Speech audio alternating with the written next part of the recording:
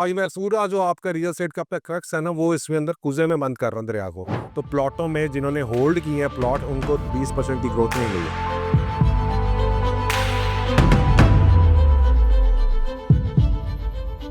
दो शख्स हैं, अगर एक ने 30 साल की उम्र में इन्वेस्ट किया और एक ने 40 साल की उम्र में इन्वेस्ट किया। अब 30 साल की उम्र में इन्वेस्ट करके 40 साल की उम्र सिर्फ 10 साल की है, उसे 10 साल सेव किया और उसके बाद उसने बंद कर दिया।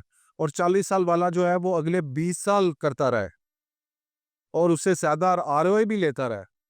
तो उसके बावजूद 30 साल वाला सिर्फ 10 साल इन्वेस्ट करके वक्त की कुव्वत से ज्यादा अमीर होगा उस शख्स से जिसने। तो बहुत सारे लोग जो ये सोचते हैं ना, हमारी यंग जनरेशन, यार हले बड़ा वक्त पे है, 10 साल बाद बचा लेंगे, 15 साल बाद कमा लेंगे, अभी क्या जरूरत है। उनको ये बात समझनी चाहिए कि आज अगर वो मेहनत कर लेंगे, आज वो अगर बचा लेंगे, तो उनकी जो उनको बाद में डबल ट्रिपल मेहनत करनी पड़ेगी, उससे वो बच जाएंगे। एग्जैक्टली। तो आज अपनी रिटायरमेंट फंड निकाल के, जो मैं अक्सर का बात करता हूँ कि जी के 1 करोड़ चैलेंज हमने लॉन्च किया था। वो 1 करोड़ चैलेंज क्या था? 1 करोड़ चैलेंज ये था कि आप अगर 1 करोड़ रुपए इन्वेस्ट कर दें आज की तारीख के अंदर और उसको आराम से आप री इन्वेस्ट होने दें, तो टेक्निकली उसको 30 सालों में, इन 30 ईयर्स, उसको 2 अरब रुपया बन जाना चाहिए। बिलियंस जाती है। Yes. ठीक है जी। अच्छा, अब इसके ऊपर जनाब अभी 30 साल है। आप पहले 10 सालों में क्या है, पहले 10 सालों में वो 5-6 करोड़ रुपए बने वो। यस। अगले मतलब कोई इसमें 10 सालों में आपकी 500-600% ग्रोथ है, विच इज नॉर्मल, कोई बहुत बड़ी ग्रोथ नहीं है ये। अच्छा, उसके बाद अगले 10 सालों में वही जो 6-7 करोड़ रुपए है, वो 5-6% जब ग्रो करेगा तो वो बन जाएगा 35-36 करोड़। बिल्कुल ऐसे ही। ठीक है जी। और अगले 10 सालों में वो 36-40 करोड़ रुपया जो है वो बन जाएगा आपका कोई 1.5-2 अरब। यस, बिल्कुल ऐसे ही। ठीक है। और ये तकरीबन आप सिर्फ 20% के हिसाब से ग्रो करते रहे। और पाकिस्तान के अंदर रियल एस्टेट सेक्टर के अंदर 20% की ग्रोथ बहुत आसान है। इसी को फॉर्मूले को हमने अपनाया कि यार 20% की ग्रोथ जो है, बहुत सारे लोग कहते हैं 20% की ग्रोथ नहीं मिलती। और मिल सकती है। या आज मैं पूरा जो आपका रियल एस्टेट का अपना क्रक्स है ना, वो इसमें अंदर कुएं में बंद कर रहा हूँ दरिया को। यस। ठीक है। 20% की ग्रोथ नहीं मिलती, प्लॉटों में नहीं मिलती। नहीं मिलती।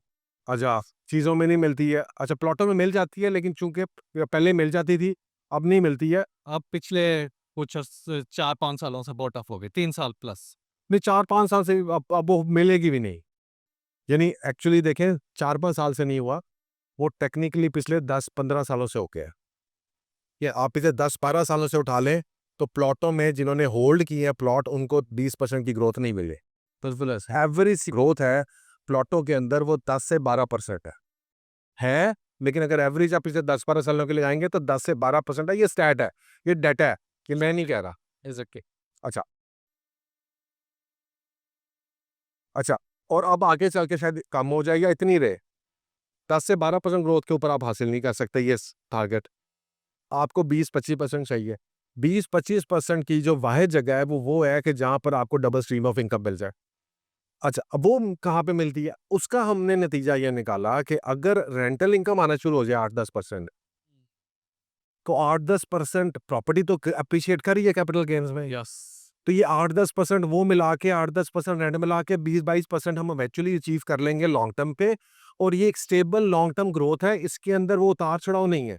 यस। और इसके अंदर वो रिस्क फैक्टर्स कम है कि यार पैन पता नहीं गवर्नमेंट की पॉलिसी काट देगी, इधर प्लॉट थले चले जाएंगे, इधर 10 साल बाद आबादी आएगी।